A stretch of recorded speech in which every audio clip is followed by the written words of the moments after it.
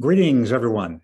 My name is James Fallows. I'm a longtime book and magazine writer, mainly for The Atlantic, and I'm delighted to be your host for the session we're about to have, which I think will be fascinating. This is the 17th episode of CASBS's webcast series, Social Science for a World in Crisis. I think I'm really looking forward to the discussion we're about to have with three eminent scholars and with all of you who are joining us. And so I hope you'll find it as interesting as I have found it interesting to learn about this project in preparation. I'd like to thank and acknowledge this episode's partners, the Federal Reserve Bank of Atlanta, the Federal Reserve Bank of Boston, the Russell Sage Foundation, and the Stanford Center on Poverty and Inequality. You know that we have three very eminent panelists. Many of you may know them already personally. I assume all of you already know their reputations and influence and work over the years. We have links that you've already received to bios of the panelists, and in the chat session, we're going to have more information you can click on. So I'm going to say just a word about the official IDs of each one of our three panelists so we can get right into the discussion of what we're going to hear from them. Corey Fields is the Idle Family Term Chair and Associate Professor of Sociology at Georgetown University in Washington. I'll say that both Corey Fields and I have recently been living in Washington, D.C., as you can tell by the very daring and fashionable dress code we have both adopted for the day. One of Corey Fields' specialties is identity and the stories we tell about ourselves. And as you'll see, that whole role of identity and storytelling is a very central factor in the project we're about to learn about. David Grusky is the Barbara Kimball Browning Professor in the School of Humanities and Sciences and Director of the Center on Poverty and Inequality at Stanford University. And he was a CASBS Fellow in 1991-92 and is currently a CASBS Faculty Fellow.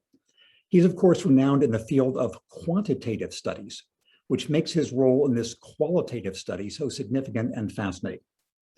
Hazel Markus is the Davis Brack Professor in the Behavioral Sciences and Professor of Psychology at Stanford, and has been a CASBS Fellow 3 times. Her work has crucially involved the role of self as shaping behavior and culture in shaping the self. And again, you will find these to be crucial elements in our discussion. Today's conversation is on the Voices of Americans in Crisis, a focused look at the work of the American Voices Project. Corey, David, and Hazel are among AVP's leaders, and they're going to tell us about what they are doing, why it matters, and where they think it will lead. So here is how we propose to proceed in the next hour or so of discussion. I have a few opening rounds of questions for our three panelists, mainly exploring questions both of process and also of substance. What the AVP is, American Voices Project is doing, and how specifically these three scholars have become involved in it. I'll then ask them what the AVP has revealed that's of importance about the state of the United States at this moment of so many overlapping crises for the country, and what the implications are for the country as a whole, for academia, for journalism, and for related fields. And respectful of everybody's time, we'll keep the session to about 1 hour total. We don't have a hard cutoff time, but that's our target. And partway through the discussion, as the discussion gets underway, I'll be taking questions from you all. So feel free to queue them up in the Q&A session of the Zoom feature. And we'll please keep your questions as concise as you can. We have one of the CASBS staffers officials is looking at them, will be feeding them to me. Probably if past episodes are any guideline, we'll have more questions that we're able to cover in real time here, but we will make sure that all of them are passed on eventually to the panelists. So let us begin. I'd like to start with David Grusky and ask you, David, if you could just give us an idea of what this American Voices Project is. Why, with your background, you became interested in it. What members of this meeting, of this webinar, should know about what you all have been doing? Yeah, sure. Thanks so much for such a great introduction, and it's a pleasure to be part of this event. When you try to explain why an intellectual product happened, there's always 2 types of accounts that you can offer. One's an intellectual account, and then others kind of the social backdrop that stands behind that account. I'm going to neglect for now that social backdrop. It may well be that a fight that I had with Hazel or Corey accounts for some of the things that happened. We're not talking about that. I want to talk about just kind of the intellectual impetus, knowing that there's much more to it than that. And to my mind, the intellectual impetus for the AVP is that, after a century of empirical social science, we still don't have a satisfactory tool for discovering what's happening on the ground for people who don't have power, for people who don't have money, for people who don't have privilege. We, of course, hear ceaselessly from those who do have power, money, privilege. They have like megaphones permanently strapped on their faces, and we know what they're thinking, what they're saying, what they're doing. No problem there. But when it comes to the voice of the voiceless, I think we do have a problem. And the critic might say, David, you're exaggerating. In fact, we have a lot of excellent social science tools for giving voice to the voiceless. So, for example, surveys. What's wrong with surveys? Isn't that exactly what they're supposed to be about? And as was noted, I love surveys. I spent most of my life analyzing surveys and administrative data, and they do very important work, no doubt about it.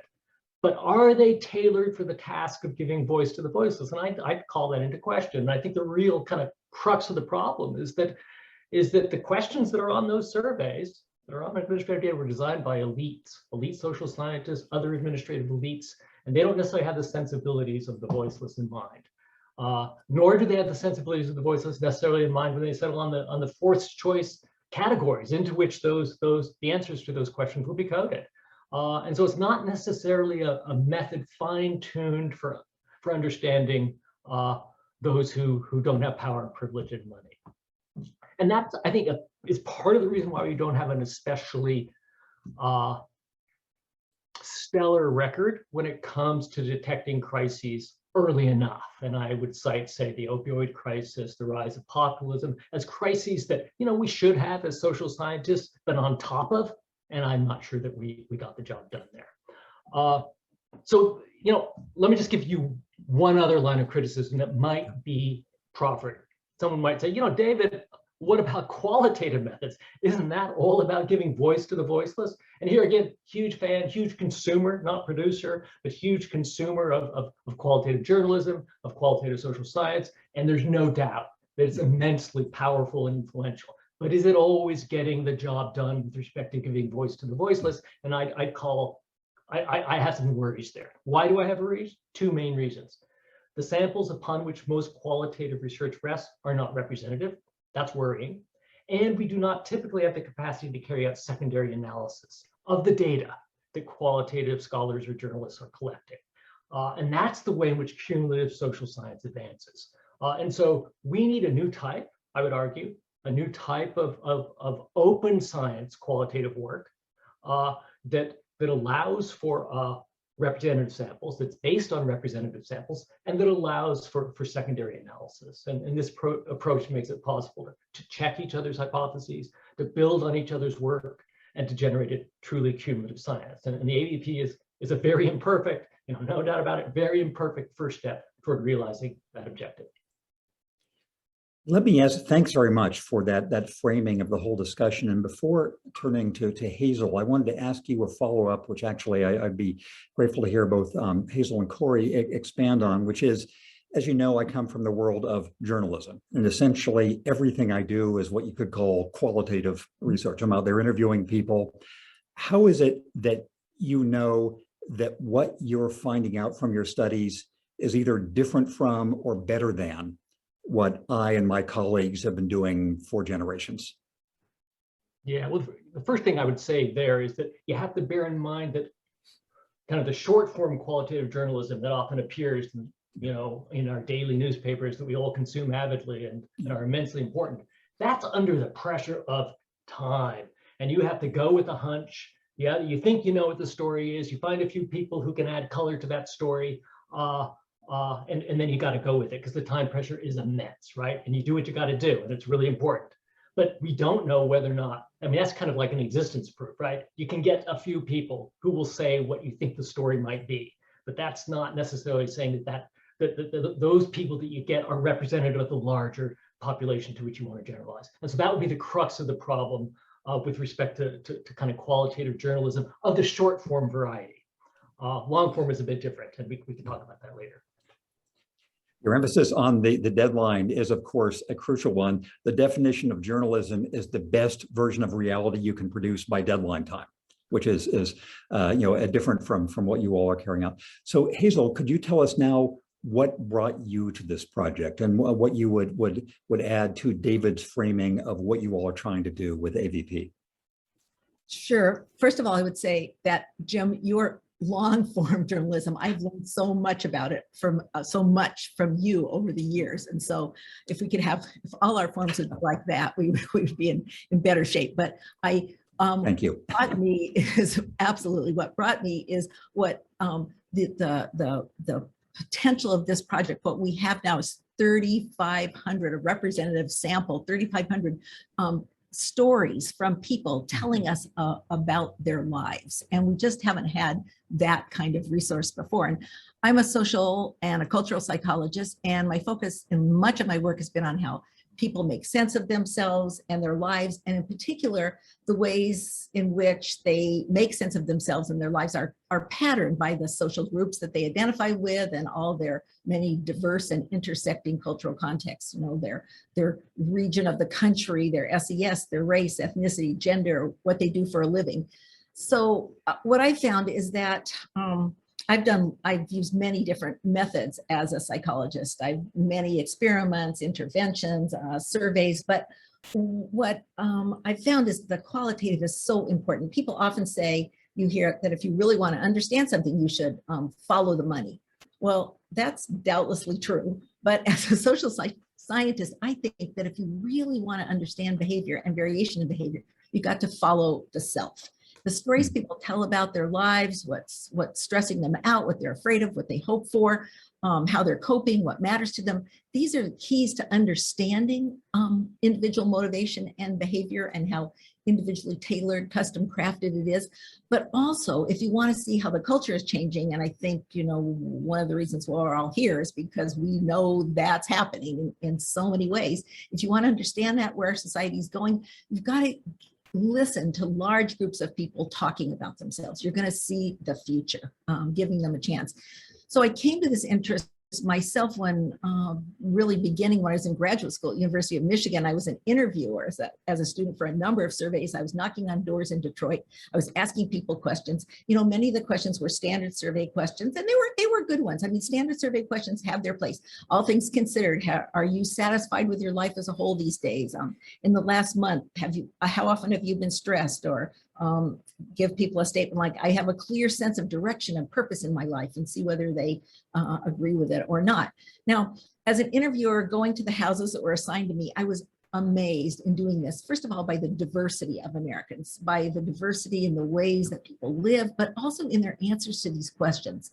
And also, things that seem obvious to me now, but they were really life-changing for me then and made me into a social scientist. People in more affluent neighborhoods answer differently than those in much less well-resourced neighborhoods. Those with high school educations answer differently than those with more education. Black people answer differently from white people, from Asians, et cetera. There were patterns according to these groups, but also a huge variation within these groups. And I think once you have an experience like that, and you've been an interviewer, and you have extended, serious contact with lots of people, you start to get into their heads, and you get out of your own head, and you start to think differently as a theorist of social behavior, and also, as a scientist of people. And I think that's what qualitative data, a chance to work with it, does for you. And I thought then, and even more so now, that people, that as social scientists, we should be much better. We should know much more about behavior, and we could be better at predicting it and thinking through how we might, make various changes in society, and make some types of improvement in institutions that I think we're all hoping to, if we could listen to people more and how they're making sense of their experience. And I just say one other thing that I discovered that brought me enthusiastically to this project is that I was really amazed that people wanted to talk. When I was interviewing, they would patiently answer the survey question, but then they wanted to keep on talking to me. They wanted to tell me more. They wanted to explain things to me. They wanted to tell me the context. And what I realized is that many people, not all, but many of them were very happy to have someone ask them a question and then give them the opportunity and the space to talk about themselves and their lives, and then have someone listen and write down the answer. This doesn't happen to most of us in our lives, I think, to most people. And so I think it was a gratifying experience all around for me and the others. So, just in the last answer to your question, I think the American Voices is a tremendous, tremendous opportunity to have this qualitative data on a representative sample, and then to pair it with the survey questions, because the study does contain 50 very good and standard survey questions, and we're going to be able to go back and forth between the open-ended answers, the qualitative answers, the standard survey questions, and see, what we're figuring out with the survey questions, what we're not, what we're missing, and really, as David said, give voice. And I agree with him, to tons of people that haven't had their voice in our studies. Thank you so much. There's a million things I'd like to ask you about that, but I'm going to ask Corey a question, but I just wanted to say, one of your points about people liking and wanting to tell their own stories resonates so deeply with my experience in journalism. It's a cliche that if you turn a TV camera on a person or even a tape recorder, sometimes they freeze. But my experience is, if you respectfully ask people to tell their stories, everybody has a story, and most people like to tell their story, and they get through this stage of telling you what they either think you want to hear or think will make you mad, and get to telling their own story, which, Corey, is the transition to you. I know that you've been deeply involved with the way people craft their own stories and the ways in which people are reliable and unreliable narrators about themselves. Tell us about your work with the AVP and what we've heard from David and Hazel, other parts of the project we should know. Right, that's quite the setup, Jeff. And so, in the spirit of not being an unreliable narrator, I will answer the question in a true, honest fashion. So I like to think of myself as having two contact points with AVP. So when I started out as a professor, I was an assistant professor in the sociology department at Stanford, and I got invited to this brainstorming for this new idea for a qualitative, publicly available data set. And this was some vague project that my senior colleague, David Grusky, was working on. And so I was like, I guess, right, they think there's going to be some food at this thing, so I'll go and see what they're talking about, right? And I remember thinking oh, right, David Grusky, Kathy Eaton, legit people are involved in this, and they seem super genuine about it, but conceptually, this seems highly questionable. I can't even imagine how this would be useful to anyone who actually does qualitative research, right? I was like, well, this seems I'm guessing quant people want to be mixed methods, and this is a way to do a big survey thing, and then be let me pull some quotes that illustrate the point. And so those quotes will now be made publicly available. But thanks for the lunch. Here are some suggestions. See ya, right? And that was sort of how I left feeling about it, the first sort of exposure to it. So fast forward to last summer, I get an email from David saying, hey, we actually got this American Voices project thing off the ground, and it's happening. Any interest in joining up with the PI team on this? We'd love, to have someone with your background and experience, qualitative experience on this. And I was like, well, right, it sounds like you guys are doing some really noble stuff, hearing the voiceless and giving opportunities for everybody. But more directly, I'm a qualitative researcher in the middle of a pandemic who can't actually go talk to people. I can't be doing ethnographic observations of workplaces because workplaces are closed. So I got some time on my hands and I need some data. And this seems as good a thing to do as any. And so honestly, as someone who came to the project with, a fair amount of skepticism, I've been really taken with how rich and useful the data actually is as a qualitative researcher, right? Like working with the data is what convinced me. Like I knew the motivations of the people behind the project were genuine and true and all well-meaning, but what's been most striking to me is actually the quality of the information, like how much care and hope. I mean, I like to think that now I'm contributing to this care in terms of developing the interview protocol, right? The sort of the structure around like how the interviews happen and what happens with the data, right? I was really taken with how much attention was paid to that, but then reading the transcripts, listening to the interviews, right? I was incredibly struck by the level of detail in the data, right? In the and how much you can garner from hearing people tell stories, right? And like what I love about this project is so much of it is set up around telling me a story as the interviewer, right? So tell me about your workplace.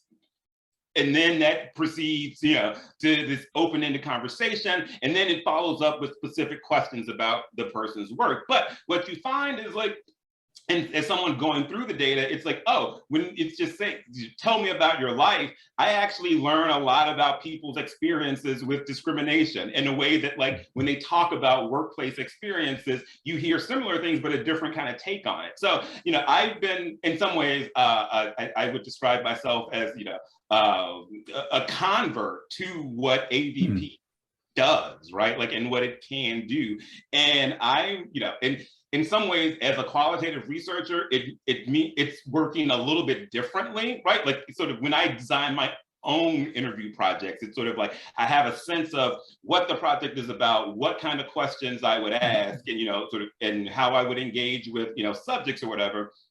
Versus when I come to AVP data, like the question, like I didn't structure the questions, or technically I did, but I'm speaking as if, how another qualitative researcher might come to it, right? You don't structure the questions.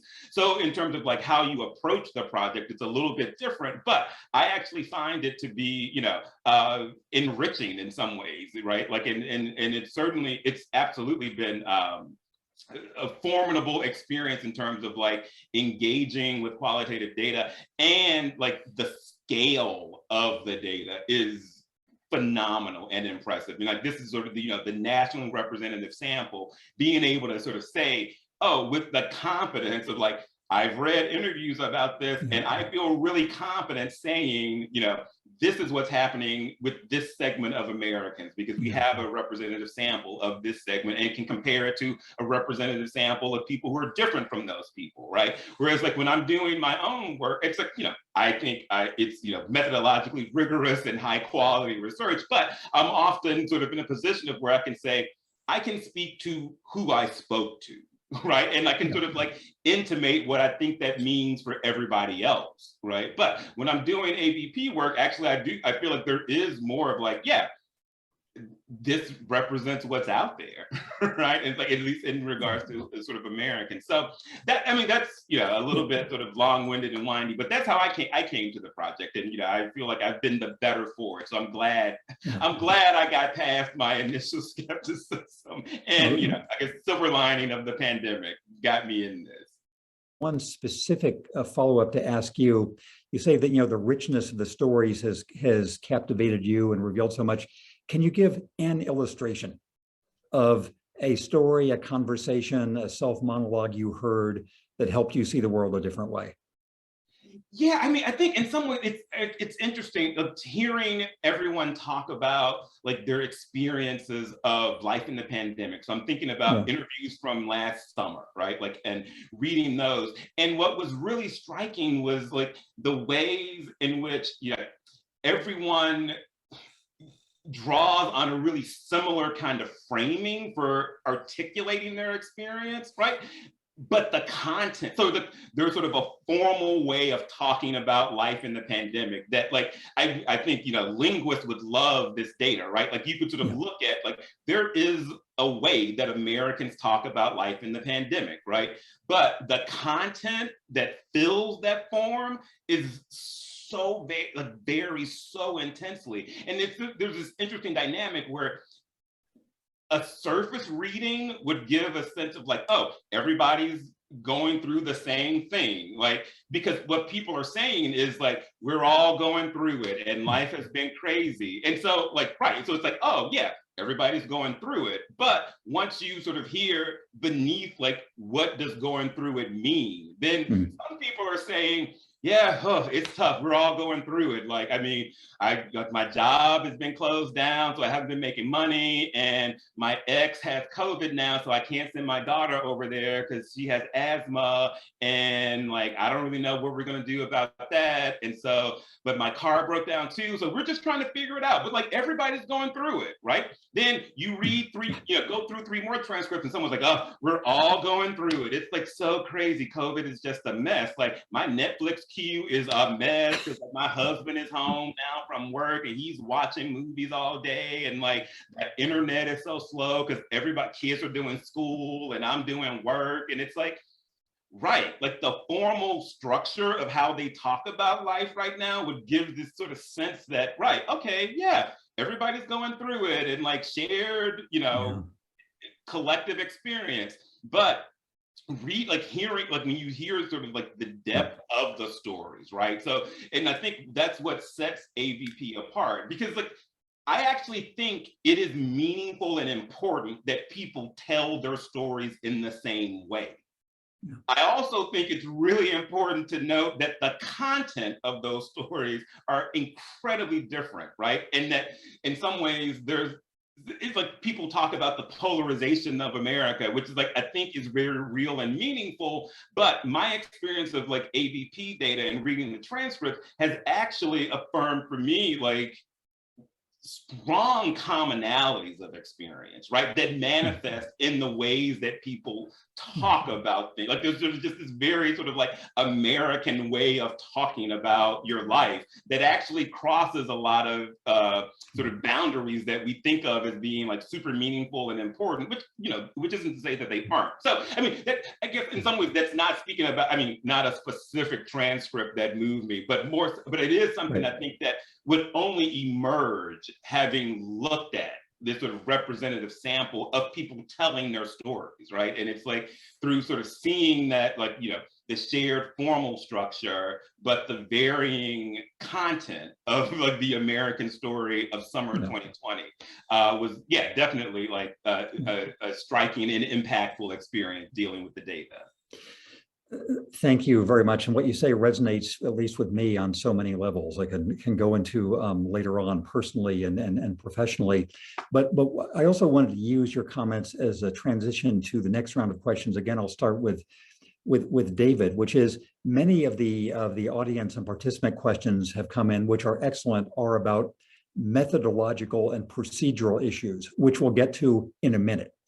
I want to ask you, each of you three now, about some substantive issues that you've been conducting this crisis reporting, interviewing, qualitative survey at a time of, the greatest public health crisis in a very long time, of economic dislocation, of racial reckoning, of political disruption, of every other sort of coinciding crisis the U.S. has been through. David, what is the main thing the AVP process has taught you, or you wish people would know more about what has been happening inside the country, especially people who have not been given the megaphone for having public attention? What do you know about America that you wish more Americans knew? Yeah, great question. Before I get to it, I just wanted to follow up just briefly on one comment that Corey made, that he was impressed, and I had exactly the same reaction, impressed with the richness and quality of the interviews. And so too was I. I had the same worries that Corey had, by the way. I just maybe wasn't so willing to express them, but as to whether or not this would come down well. But it did. And in understanding why that happened, I'd be remiss if I didn't say our interviewers were extraordinary. Well-trained, I think, but not by me, but by the people who knew qualitative techniques. Very well trained, but they stepped up and did an amazing job. And it's really important to acknowledge that standing behind this is the work of lots of very, very committed interviewers. Mm-hmm. So on the question of what I've learned, I want to talk a bit about report on which I'm currently working in collaboration with Joanna Williams, Michelle Jackson, and Charles Varner, because it's fresh on my mind, and I feel like I've learned a lot right now from it. And the purpose of that report is to examine whether the country's safety net, as it's currently configured, is offering help when people most need it. You know, we typically debate about, are we offering enough support? Is the safety net as big as it should be? But it's also important to ask whether or not help is being delivered when people need it. Are we getting the timing right? And you should, it's important to recognize our safety net is all about certain bets on when we should be intervening, when we should be offering assistance. So it's built around kind of institutionalized life course events, like losing a job, getting evicted, retiring, and so forth. We think we know when people need help. Are we getting it right? And one thing that we've found, and it's still early in the research, so I could be interested in reactions to it if we have time, that often these events are happening, if you will, at the wrong time. These problematic events are not happening when we think they should be happening. We found time and again that help wasn't available when people needed it. And then they went off the rails in pretty irrecoverable ways. So for example, I'm referring to sexual abuse or violence that had profoundly disruptive effects on people's lives and no one was there. I'm referring to relationship breakups from which people just couldn't recover and no one was there to help them. I'm referring to accidents, so many accidents at home, on the job, that brought on cascading problems, no one there to help. I'm referring to chronic mental health problems that were barely treated, shallowly treated, virtually no treatment at all. And that led then to cascading problems again that sent people off the rails. I'm referring to all sorts of exogenous shocks, like a pipe burst in someone's house, or they had a small fire in the house, or a death in the family, threw people off course, led to cascading problems and no one there to help. And so the AVP is very extraordinary. You get the arc of someone's life. You're kind of like a societal psychotherapist as you're reading this, and you're saying, oh, that's where things, they may not even know that, but that's where things really seem to have gone off the rails and no one was there. And so it seems like, in reading the transcripts for this particular project, there are really two worlds in America. There's a low income world that has lots of shocks, many more than I had appreciated, lots of shocks. They come at the wrong times, not when the safety net's there for them, at the wrong time, not at the safety net mandated moments, other times. And then, of course, they're much more vulnerable to those shocks than the high income world. The high income world has fewer shocks. They happen at the right times when the safety net's there, like they get unemployed. Okay, we got unemployment, it's all good. And of course, they're equipped to deal with them because they got many more resources. So the question then is, what do we do? I'd love to fix our institutions so we're not delivering so many shocks to the low-income population, so they don't have the resources to deal with those shocks. But if we don't do that, we should. But if we don't, we should at least fix our safety net, which is kind of the institution of last resort, so that it's equipped to handle those problems when they crop up, given the horrific institutions that we built in this country. Thank you very much for that. And again, something that resonates with me. My wife, Deb, and I made a movie this spring with HBO called Our Towns. And there's a large segment of it set in northern Mississippi. And we quote one of the most memorable scenes, a man named Raj Shaunak, who was a big figure in the East Mississippi Community College. And he said the story of their students is they were one flat tire away from losing their job, losing their house, having their family break up, which is, again, some of these exogenous shocks. So Hazel, what does your work in AVP, what has it taught you about America of this moment that you wish more people knew? So many things. Let me just say first, to build on David for a minute, though, I think that this data has the potential to help us change the major narrative in this country about government support and government aid, because as we know, it's extremely negative, and people have the most negative views of the recipients of various types of aid. And we've been dealing with this since, Reagan told us most worst words in the English language is, I'm from the government, I'm here to help. Ever since that period, we just built on that. But when people start to understand the kinds of of problems, issues, shocks that people are dealing with, and the precarity of their situations, and really start to see, oh, those are the things that could happen to anyone and are happening to lots of people. I think we have the chance to really get the ball rolling on, actually, we need this safety net. You should have a safety net. You deserve it. So that's just, what I think could come out of it. More specifically to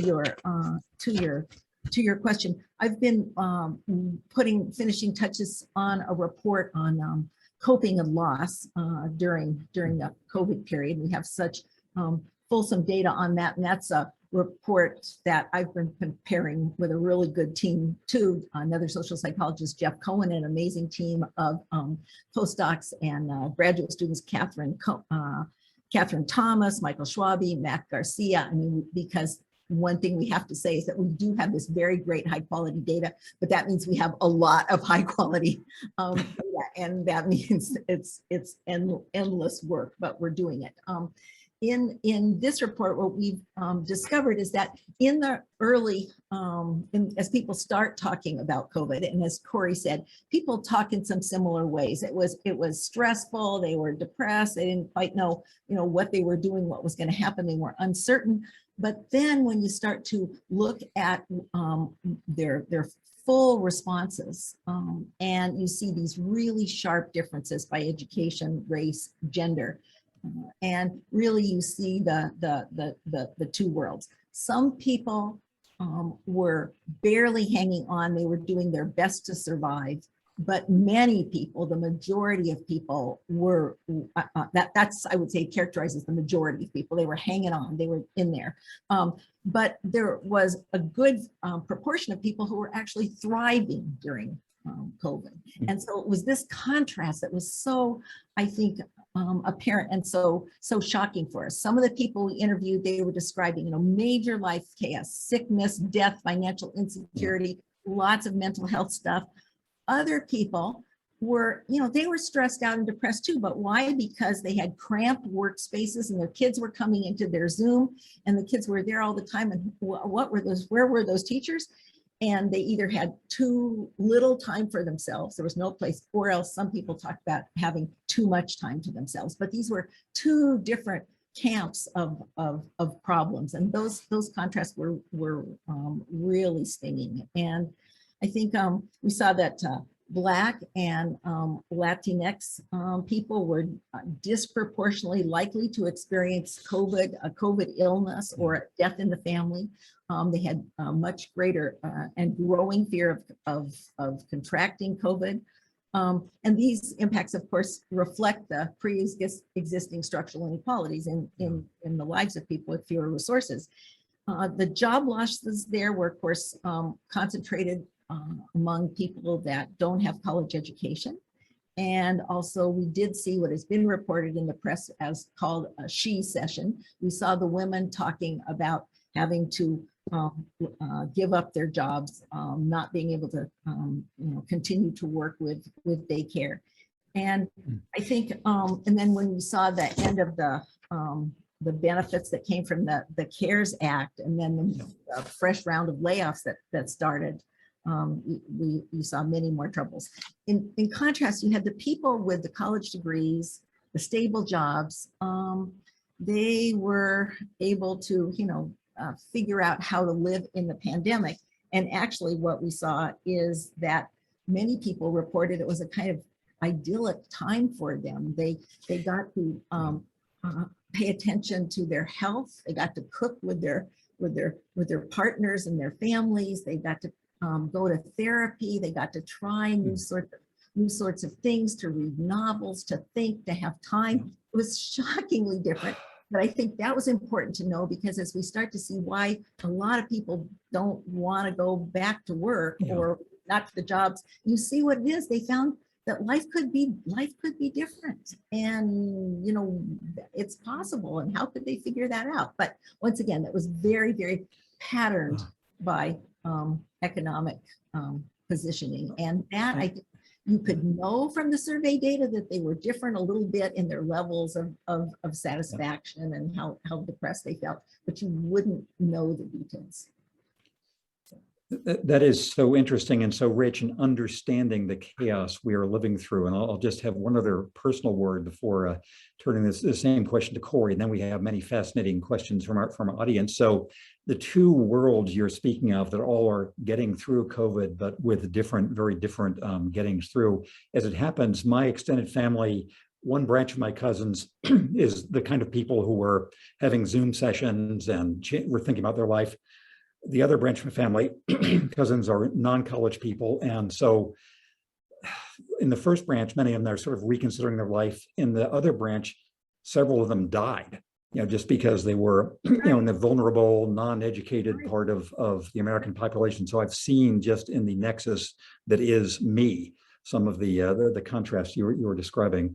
Corey, would you tell us what you have learned from this AVP that you wish about America that you wish more Americans knew?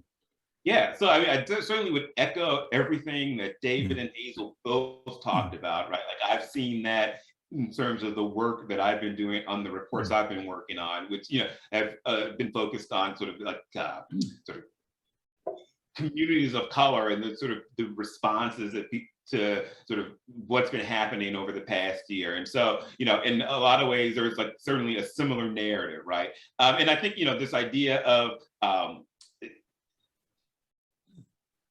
it's not a what question so much as a how question. Because in some ways, the stuff that people are talking about in these interviews are like, it's like the stuff that's happening in the world, right? Like that's the amazing thing about AVP, right? There is a sort of temporal element to it because we're in the field constantly. We were able to actually get a sense of like how attitudes are changing with a pretty sort of fine-grained detail, right? So like, as protests around racial justice were happening last summer, that's what people were talking about during the interview, right? Which is not surprising at all, right? Like it was sort of this big story. And for me, what was really interesting with looking at that, and this was work that I'm doing with a professor at Providence College, Rasan Mahadio, is sort of looking at how people are talking about racial injustice, right? And what was really striking, in some ways, and I want to preface this for everybody watching, it's like, I was not someone who was naive about race relations in the United States at all, trust and believe.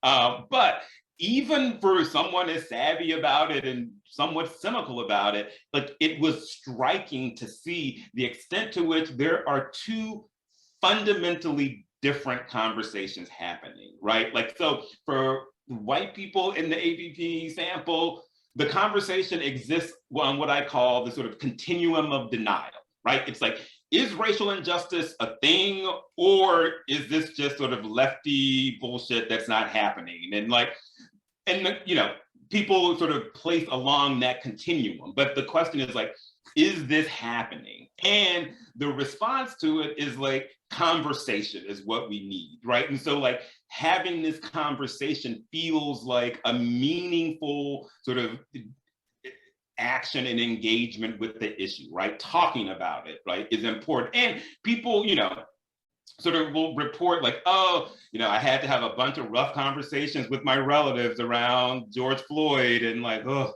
it was exhausting, but I feel like I've done a lot, right? And it's like not to minimize that, because I'm sure it did feel like this is a meaningful difference. Like I haven't had to talk about race with my family before, but now I do, right? And it's like, white people talking to white people, but the conversation is about, is this thing happening? Yes, no, right? Whereas when you read interviews with like Black respondents, the conversation is, what are we going to do about this? Like, what action is it? People talk about things that happen to them, right? Like racial experiences of racial discrimination and things that they want to see done in relation to sort of racial injustice, right? Like, it's not a conversation around, is this happening? Yes, no. It's much more a conversation about like, what are we going to do about it? What can be done about it? And what was really striking was, in some ways, there are conversations that talk past one another, right? Like in reading the transcripts, it's fair to say, like I sort of walked away from it with, I feel like I'm sort of, it's like I'm doing this, thinking about this as a researcher, but it's hard to not sort of experience it as like an American, right? And so, reading the transcripts, I definitely felt like, oh, I don't know what can happen as long as like they're two separate conversations if we're not actually talking to one another about the same thing. So, I mean, I definitely feel like there's this sort of, what are we talking about when we talk about race conversation that we need to have before we get into the sort of like substantive, what are we gonna do? Because I think we're having very different conversations, right, in the country, right? And in some ways, it gives the impression that like, maybe there is more distance than there actually is. It's just like, oh, if you're talking about one thing, it's gonna seem like this isn't related to what I'm saying. Like I'm having a different conversation. So we're not actually talking to one another, right? And so it's been really interesting to see that, right? And like very much, but also to see the extent to which each population is completely committed to their conversation, right? And so it's like, right, so like the white people are very much like, we got to talk about this. Like, is racial inequality happening? We got to figure it out. Like, is it happening? And like to suggest that, you know, anything more be done than like talk about it feels like, let's not put the cart before the horse, right? Like there's a very like sort of deep resistance to any like movement beyond talking it out, partly because having to talk about this feels new to a lot of people. It takes like exertion, right? Like it's sort of effort expended on a topic that like, you know, hadn't been sort of pushed to the center of the conversation before. And Black respondents are, you know, sort of saying like, yeah, like, what are we gonna do about this racial injustice? Like, what are we gonna do? What change is gonna happen? I wanna see, you know, racist people stop being racist, and I wanna see people punished for being racist, right? Like, I wanna see these injustices remedied, right? Which is a very different kind of conversation. And now what's interesting is the extent to which these conversations happen in silos, right? So like what I didn't see was Black people expressing frustration with white people only wanting to talk about it. And I didn't really see a lot of white people being like, well, I mean, you got a little bit of it with like people's responses to protests, right? Which were sort of, you know, calls for action. You could interpret them as calls for action, but they're essentially, the way that people talk about the issue also indicated how we're having conversations divided by race, right? And which in some ways, you know, speaks to a different, bigger problem that like we're talking past one another, partly because we're not talking to one another, right? Across racial differences. So that was really interesting. And I'm now working on a report that's looking at transcripts from the fall around elections. And this, again, gets back to, I think, sort of the temporal element of AVP and what's sort of fascinating about it. So like what's been really striking is to see how white people talked about racial inequality in the summer, and then looking at fall interviews where like, you know, they're sort of asked direct questions about Black Lives Matter protests, and to see the sort of shift. So in the summer, right, there was this sort of tension, like the continuum of denial that I talk about, right? Like, is it happening? Yes, no, I don't know. By the fall, what's fascinating is that essentially, I mean, it's hyperbolic to say all white people, but like the white respondents in the AVP data are all sort of fundamentally being like, you know, all lives matter. I get it, racial inequality is a thing, but like, I really think like focusing on like Black, like, is it really fair to focus on Black lives, right? And what was really fascinating is this sort of like leveling that's happened, because I think, again, and this is initial analysis, but my reading of it suggests that like people on the sort of the ideological right sort of have maintained a constant, you know, all lives matter sort of position. But by the fall, what you saw were people on the left sort of being like, well, racial inequality absolutely is totally for real. Like, I am not on the wrong side of the continuum of denial. It's totally real. But all lives matter. But like, I mean, I feel like the only way we're going to get through it is to talk about everybody's life being important, not just Black lives. And it's interesting to think through like why that happens, right? So you move from like there's sort of variation in how white people are talking about racial inequality to like total consistency in how they're talking about racial protests, right? And I think partly it's the election context makes sense, right? Yeah. Like there's sort of a lot of sort of like, what are going to be the implications for Black Lives Matter on the election and blah, blah, blah. And so I think, you know, people's relationship to it shifted accordingly. And so people were sort of like very concerned that it might, you know, have negative consequences for leftist politics in the election. And so that made people oriented that way sort of rethink their relationship to it. Whereas like the summer, it was much more sort of supportive, but by the fall, it had become much more like, the ultimate ends, yes, we're on board with, but like maybe we can get there in a way that's not so alienating to people, right? So, but which was fascinating because in some ways, when you read the transcript from the fall, the extent to which like election decisions, people sort of like their voting decisions were grounded in things like COVID or racial justice protests was tenuous at best, right? Like these sort of things that that we talk, I mean, and I said, when I say the media sort of, it's like, I'm a part of those circles, right? Like the things that we were sort of saying like, oh, this is what's gonna drive the election behavior, this is what's going to drive stuff. Like when you read what people were saying at the time that they were voting, like it actually was not, I was surprised at the extent to which like protests around racial justice or COVID like didn't seem to be informing why people made the voting choices they did. So, I mean, I rambled for a long time, but it's a lot of interesting stuff. And I hope you will get this information to the hands of political journalists as soon as you have it informed to do so. We have so many interesting questions coming in from the audience. I'm going to sort of boil them down into a couple of mega questions and ask them to you each. I mean, I'll sort of ask the questions to one or the other of you. So David, there are a number of process questions, which are sort of, I'll give you one or two samples. So it's essentially how you chose who you chose. One of the questions, please discuss the complexities and trade-offs in defining and obtaining a quote nationally representative sample. And another question, how do you sample your participants? Are the people who have contributed these stories to the project self-selected? Several others in this vein.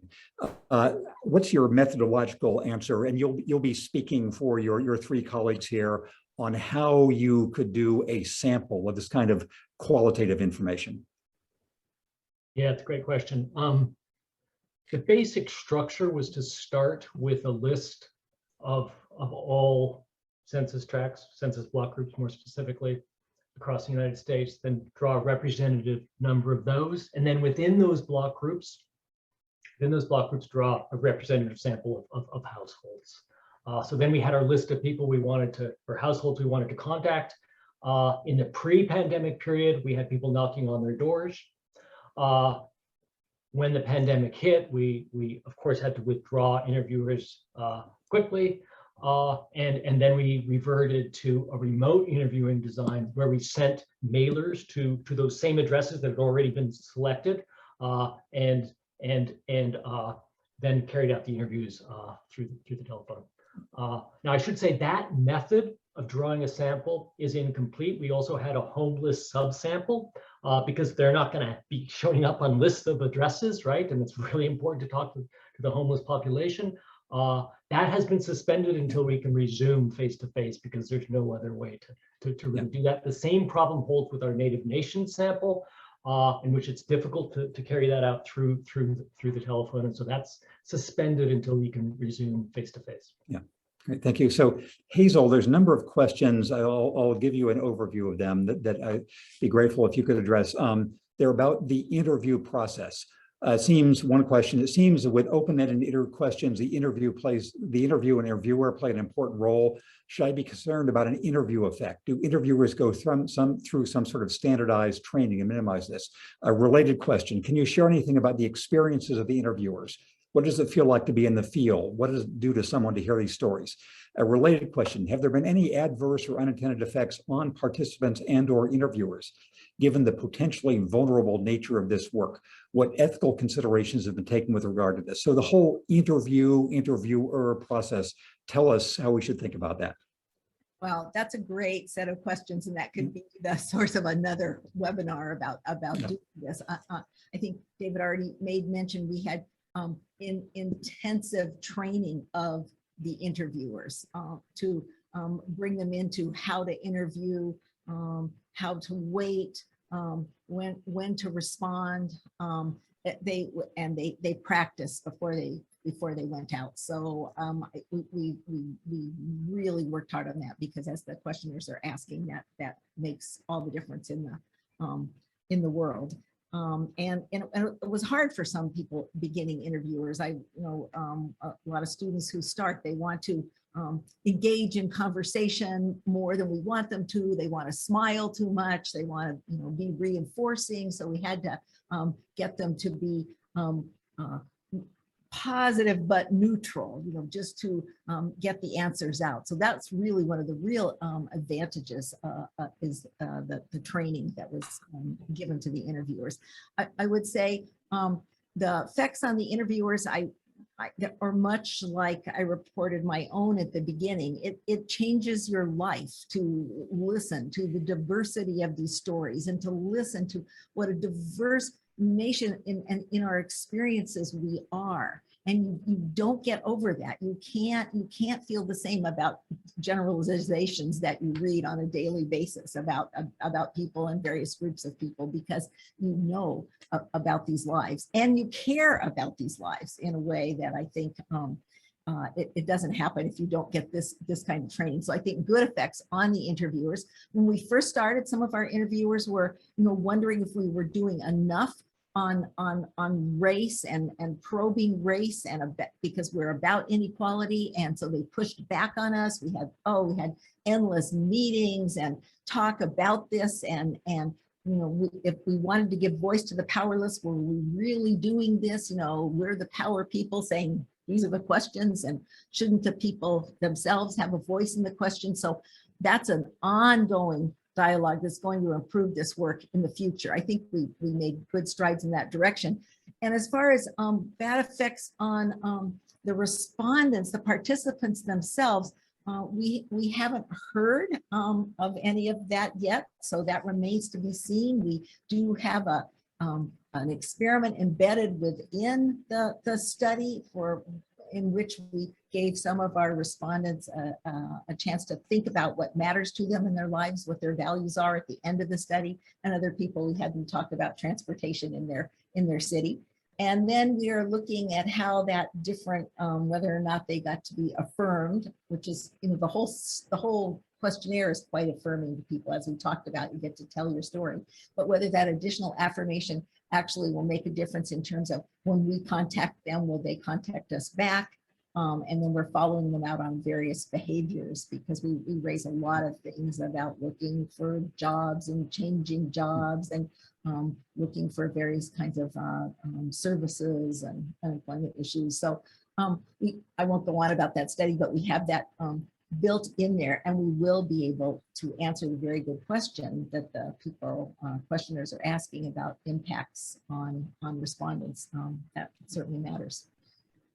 And there's one more question about the sort of interview and story process, which I'll ask you just as we're getting into our final moments here. And people have asked a variety of this question: how do you analyze all this data? You have a huge amount of information coming in. What's the simplest way to describe how you analyze it? Carefully, I would say I'm perfectly, with great effort. One thing I'm looking forward to is the possibility of, with all this, the transcripts and all the from people, we'll be able to do a lot of natural language processing on these, on their answers. So we'll be able to, through machine learning, and then of course, some supervised coding of that machine learning, look for themes that are there by groups, by region of the country, by race, ethnicity. We'll be able to do a lot that we could never think about doing before, when we only had to do hand coding. But of course, we'll have to do a lot of that too for some of the more complex issues. So I'm going to ask each of you now, if you can, just in 1 minute in our final round here, to get across the main thing you would like your colleagues to know about the AVP project, either that I haven't asked you or that I have asked you and you already said, but what's the main thing you would hope that people would remember about what you're doing? David, I'll start with you. Sure. I want to follow up a bit on your question about how we're going to analyze these data. And one of the distinctive features of the American Voices Project is that this is going to be an open resource to qualified scholars and to people in the community. That public call is going to be going out in a couple weeks. And this is because there's no way that a small team can do justice to the richness of these data. This needs to be crowdsourced. This needs to be a resource for the full social science community and others, so that we can collectively understand what's happening. And so that is a distinctive feature of the AVP, and I invite everyone who's interested to take a look at that public call and see if they want to be part of this. Great. Thank you very much. So Corey, in 1 minute, what's the main point you would like people to be aware of about the project? I think, I would encourage people to sit with the data and experience it. Like, what I found most striking for me was like coming to it as an analyst, right? Like, even in that capacity, it was hard to not walk away with a sense of like, I understand my nation better, right? Like, I feel like sort of engaging with the AVP data actually had this sort of secondary knock-on, like, I don't know, like I was gonna say patriotic effect, but I felt like I really did have a sense of what was happening in the country in a way that, like, my lived experience, it illustrated for me the extent to which, like, my own personal networks should be understood as just that, my networks, not necessarily representative of what's happening. And so in that sense, it was actually really good. It was like a breath of fresh air, and that forced me to step back from like the news and information sources I'm constantly inundated with. I was kind of like, oh, you know what? Right. Thank you, AVP, because like, this has all been a bit too much. So I guess I would say in that sense, it's a great resource to get a sense of what's happening among Americans, like in America. Now I would also say, like, to sort of Hazel's point and Dave, it's like, I think it's a methodologically complex data source. Like, some of the projects I'm most excited about doing with this data are actually to some of those questions that you just asked, of like, well, what are the interviewing effects? Because it's like, they're questions that we ask people in a survey capacity, but we also gather information in an open-ended capacity. And like, they don't always match up. Right. And so it's been sort of fascinating to see someone who, describes themselves, when you ask them, what's your partisanship, check a box, they're like independent. But then when you go look at them talk about politics, it's like, super progressive or super conservative, right? And it's like, oh, you can get a sense about the sort of mechanisms of research. Right. With this data. So that's more than a minute, but that's what I would say. So thank you. So Hazel, you can take us out of what is, your minute of the main thing you would like people to bear in mind about the AVP. We are amazingly diverse people, an amazingly diverse nation, and that's a good thing. That is not a source of division. That is a source of resource and asset and richness, and we have to understand this, and this data will help us know this. We talked about the two worlds that people differ by SES. We talked about how they differ by race. We need to get into that, really know that, and we have to start to think about how we can devise different and better survey questions that will allow people to actually reflect on those differences, things that we don't ask now. And we have to stop worrying about that this is, if we talk this way, this is going to divide us. If we don't start talking about how these are big categories of lived experience of gender, race, ethnicity, what we do for a living, where we live, what part of the country we live in, if we don't start talking about how that makes a difference in our lives and the way we're experiencing the world, we are going to come apart, because in the process of doing that and seeing those particularities and those differences, we then do start to see some real similarities, some real what I would call sort of American qualities. You see that here. I mean, even through all these really tough, hard times, people are like, we're going to make it. They're committed to just keep on keeping on. It'll be okay. It's depressing, but it'll be okay. So, but you see that only if you take time to look at these real differences that are related to people's sociocultural positioning. And this is one of the first studies that's going to allow us to do that. So I think you can see how enthusiastic we all are about this study, and joining the social science community to work with us on it. Thank you. So I believe I speak for all members of the gathering here today in thinking we've talked for a little more than an hour about things we'd be talking about for decades to come. And in this time of tumult through which the country and the world are now living, the kind of documentation and evidence and analysis you all are providing will be of enormous value. So I really wanted to thank David Grusky, Hazel Markus, and Corey Fields for their wonderful comments here. I'd like to also thank our event's partner organizations, the Federal Reserve Bank of Atlanta, the Federal Reserve Bank of Boston, the Russell Sage Foundation, the Stanford Center on Poverty and Inequality. And a heads up for everyone that more episodes are coming in CASBS's series, Social Sciences for a World in Crisis. Info on how to learn more about the series and view previous episodes will be coming on your screen in just a few seconds. So I'd like to thank our panelists. I'd like to thank everybody involved. This has been a wonderfully informative and inspiring session.